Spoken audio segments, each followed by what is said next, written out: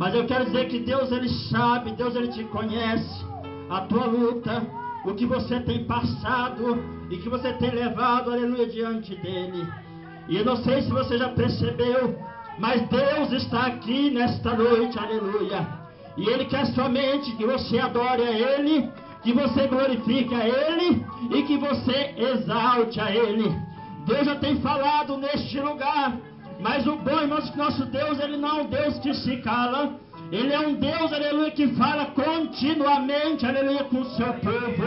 Eu quero dizer que até mesmo, aleluia, ao término deste culto, quando você passar por esta porta, eu quero dizer, aleluia, que o Senhor continuará falando ao teu coração, te fortalecendo, aleluia, porque a partir do momento que você colocou no teu coração, vem à casa de Deus, Ele já se agradou de ti. Aleluia! E Ele está trabalhando pela tua vida, Ele está trabalhando pela sua causa, aleluia. Oh, E Deus tem uma palavra hoje, aleluia, para o seu coração. Deus tem uma palavra hoje, aleluia, para mudar a tua vida, para transformar a tua vida, porque a palavra de Deus, ela é viva e ela é eficaz, e ela não volta vazia, mas faz aquilo que apraz ao Senhor. Eu quero agradecer aqui a presença da família da irmã Deidiane, aleluia, estão aqui hoje nos visitando juntamente com a sua mãe, seu pai. Estivemos ali esses dias na casa dela, realizando ali, levando uma palavra de consolo, porque eles perderam um ente querido. Mas estávamos pregando ali, aleluia, que o homem, o cristão, aquele que tem Deus na vida, ele não perde a esperança, mas tem a esperança de servir, aleluia, um Deus vivo, aleluia. Então eu agradeço aqui a visita. Eu quero dizer que Deus está nesta família, viu? Deus ama cada um de vocês e vocês estão debaixo da cobertura do Senhor. Aleluia. No final do culto vamos estar orando pela família da irmã Deidiane. Mas vamos à palavra de Deus. Quero que os irmãos abram no livro de Apocalipse, capítulo 3. Apocalipse, capítulo 3. Os versículos 14. A partir do versículo 14 até o versículo 22, mesmo sentados, vamos estar lendo, aleluia, a palavra de Deus. Eu quero dizer para os irmãos não se preocuparem com o tempo, aleluia. Nós estamos na presença de Deus, aleluia. E quando nós estamos na presença de Deus, nós não nos cansamos. Quando nós entramos na presença de Deus, a vontade é não sair mais, aleluia. E nesta noite Ele vai abençoar a tua vida. Apocalipse capítulo 3, a partir do versículo 14. Quem encontrou, diga amém. Amém. Glória a Deus. Quem não encontrou, peça misericórdia.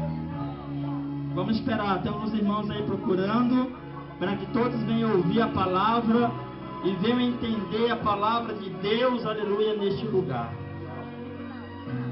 Apocalipse capítulo 3, a partir do versículo 14 até o versículo 22, eu vou ler e os irmãos acompanhem em vossas Bíblias. Ao anjo da igreja em Laodiceia, escreve: isto diz o Amém, a testemunha fiel e verdadeira, o princípio da criação de Deus. Conheço tuas obras, que nem és frio, nem quente, quem dera fosses frio ou quente. Assim, porque és morno, e não és frio nem quente, te vomitarei da minha boca. Porque dizes, sou rico, eu estou enriquecido, e de nada tenho falta, mas não sabe que és um desgraçado, miserável, pobre, cego e nu. Eu quero que a igreja repita esses três últimos. Repita comigo: pobre, cego e nu. Aconselho-te que compres de mim ouro provado no fogo. Repita: ouro provado. Para que te enriqueças. Vestes brancas. Repita: para que te vistas e não apareça a vergonha da tua nudez. E colírio, repita: colírio, para os olhos, a fim de que vejas. Eu repreendo e castigo todos quantos amo. Sê, pois, zeloso e arrepende-te. Eis que estou à porta e bato. Se alguém ouvir minha voz e abrir a porta, entrarei em sua casa, com ele cearei e ele comigo. Ao que vencer, permitirei que se assente comigo no meu trono. Oh, alabácia, ai, camanabasúbria. Assim como eu venci, me assentei com meu Pai no seu trono. Quem tem ouvidos, ouça o que o Espírito diz às igrejas. Amém. Eu quero dar um tema a esta mensagem nesta noite: ouro provado, vestes brancas e colírio. Todos conhecem, aleluia, essas cartas. As cartas que foram escritas às 7 igrejas.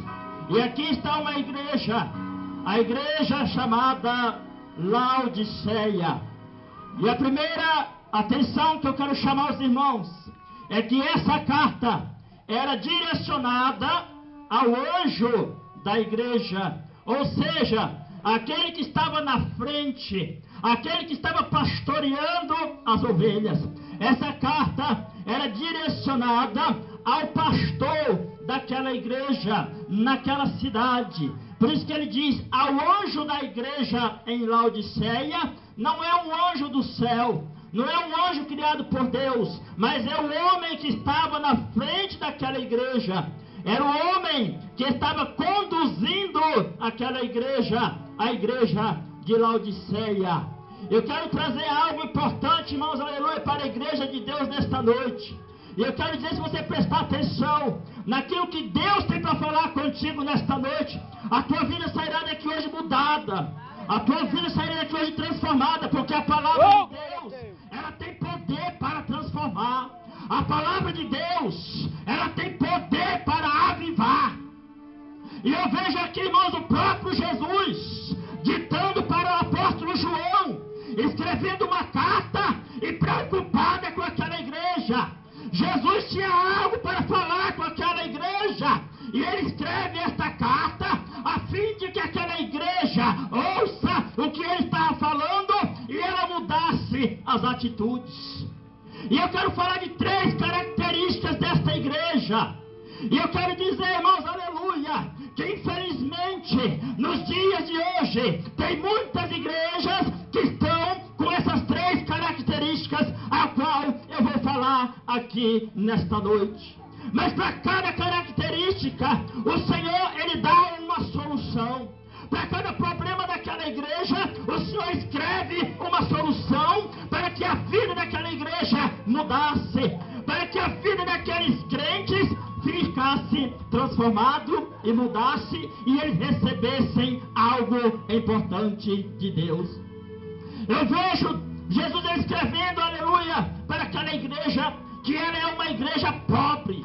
Repita, pobre. Pobre. Quando Jesus estava falando, mas que ele era uma igreja pobre, não fala de pobreza física, porque a palavra diz que ela era rica. Era uma igreja rica, era uma igreja que tinha muitos bens, era uma igreja que só tinha advogado, só tinha médico. Os dízimos eram dízimos altos, dízimos de 10 mil, dízimo de 5 mil. Era uma igreja que, se fosse nos dias de hoje, era uma igreja cheia de central de ar, na cerâmica. Era uma igreja que tinha muita riqueza, e pessoas humildes não tinham ali naquele lugar.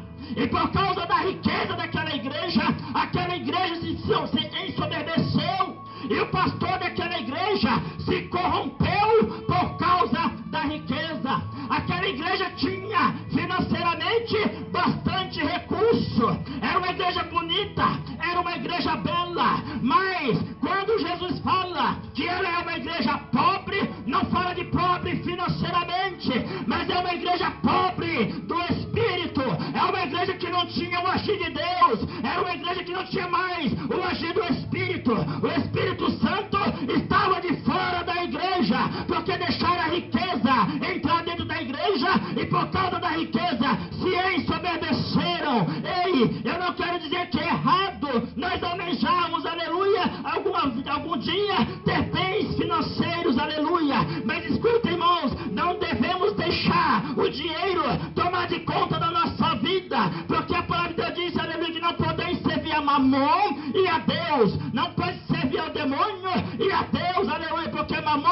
é o demônio do dinheiro, é o demônio da riqueza. O pecado é você deixar a riqueza tomar o lugar de Deus na tua vida. O pecado é você deixar a riqueza tomar de conta da igreja e a soberba entrar por causa da riqueza. Aquela igreja, mas era uma igreja que não tinha mais revelações de Deus, não tinha mais profecia, não tinha mais mistério. Eles não podiam mais pregar ali a palavra santa de Deus. Existem muitos pastores, infelizmente, nos dias de hoje, irmãos, que os templos são cheios, os templos são lotados. A igreja, aleluia, você olha, aleluia, ela é bela, bonita, por dentro e por fora.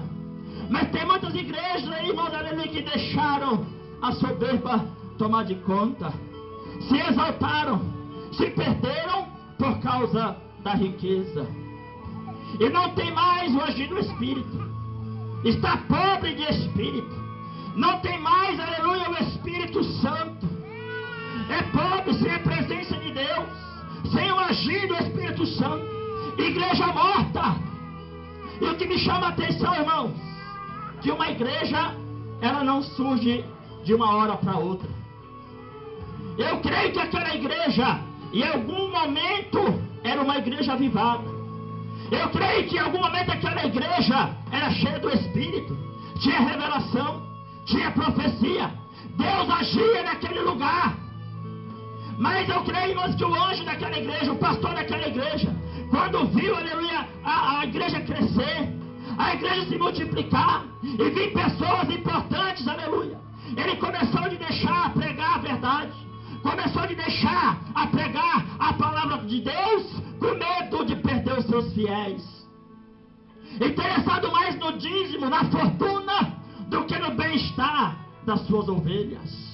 Quantas igrejas hoje não nasceram do fogo? Quantas igrejas hoje não surgiram do meio do fogo? E hoje, quando cresce, quando Deus prospera, por causa da prosperidade, ele começa a dizer: ei, aqui não pode mais fazer isso, aqui não pode ter mais profecia, aqui não pode ter mais meninice, aqui não pode ter mais revelação. Fica privando o agir do Espírito Santo e se torna uma igreja seca, uma igreja vazia, bonita por dentro, mas oca, sem a presença de Deus. E quando eu falo igreja, irmãos, não se refere a esse templo. A igreja sou eu, a igreja é você. Quantos crentes, aleluia, não deixaram a presença de Deus? Quantos crentes outrora não falavam em mistério, profetizava, glorificava o nome de Deus, e por um momento no meio da caminhada se deixou desviar, desviou-se da presença de Deus. Está dentro da casa de Deus, mas está desviado, porque esta palavra aqui não era para ímpio, era para crente, era para a igreja de Deus. Estava dentro da casa de Deus, mas eram crentes mortos. Deus, ele fala assim: olha, você não é quente e nem frio, você não sabe se serve ou se não serve, está em cima do muro. Tem que acabar com esse negócio, irmãos. Ou serve a Deus ou não serve, ou leva as coisas de Deus a sério ou não leva, porque as coisas de Deus são santas. Deus, ele é santo e quer, aleluia, que nós servimos a ele de corpo, alma e espírito. Era uma igreja morna, era uma igreja que dentro da igreja estava dando glória a Deus, estava dando aleluia, mas lá fora vivia da mentira, vivia da prostituição, vivia do adultério, fazendo coisas erradas diante de Deus. E o anjo da igreja se fazia de surdo, se fazia de cego. Ei, está na hora de pregar santidade, está na hora de pregar para a igreja se voltar novamente a buscar a Deus, a ficar na presença de Deus. Por que não se vê mais milagre, irmãos, dentro da casa do Senhor? Por que não se vê mais Deus agindo? Porque infelizmente começa do anjo, aquele que está na frente. Tem pastores, tem pregadores que tem medo de pregar a verdade, tem medo de pregar a santidade. Ei, enquanto eu for pastor desta igreja, eu quero pregar para uma igreja que vai subir juntamente comigo para o céu, ataviada, purificada, glorificando e exaltando o nome de Deus. Deus. Quantas igrejas hoje não se corromperam, irmãos, por causa da riqueza? Não se preocupa mais com a ovelha, só se preocupa se está dizimando ou se não está dizimando. Não visita mais a ovelha. Se o dízimo está ali, decantarável no relatório, está tudo bem, mas não sabe o que a ovelha está passando. Se não está dizimando, é porque está desviado. Bora parar com esse negócio, alabaxaramanácia. Os pastores do dia de hoje têm que se levantar, têm que acordar e pregar a verdade, porque quando o pastor prega a verdade, quando ele prega a palavra, ele não se preocupa com o dízimo, porque quando o povo está sarado, quando a igreja está sarada, automaticamente ela contribui, automaticamente ela oferta, automaticamente ela adora a Deus nos dízimos e nas ofertas. Hoje tem pastores que se inverteram, buscaram o reino de Deus e a sua justiça em primeiro lugar. As outras coisas falam de bens materiais. Aí tem investido, tem incentivado a igreja a buscar primeiro os bens materiais. É campanha de prosperidade para cá, é campanha de prosperidade para lá. Não tem campanha mais de libertação, não tem campanha de restauração, não tem campanha de libertação. A igreja está corrompida, mas eu quero dizer que essa igreja do Brigadeiro é uma igreja preparada, é uma igreja que o Senhor está trabalhando, e naquele grande dia você vai se encontrar com Ele nos ares. Louvado seja o nome do Senhor. Aquela igreja era uma igreja pobre. Oh, coisa triste, irmãos, é você entrar numa igreja que não tem a presença do Espírito, que Deus não age, que Deus não fala. Isso é real. Tem igreja aí que o pastor está falando de pouco. Olha, para com esse negócio de profecia aqui, para com esse negócio de revelação. Estou matando os profetas.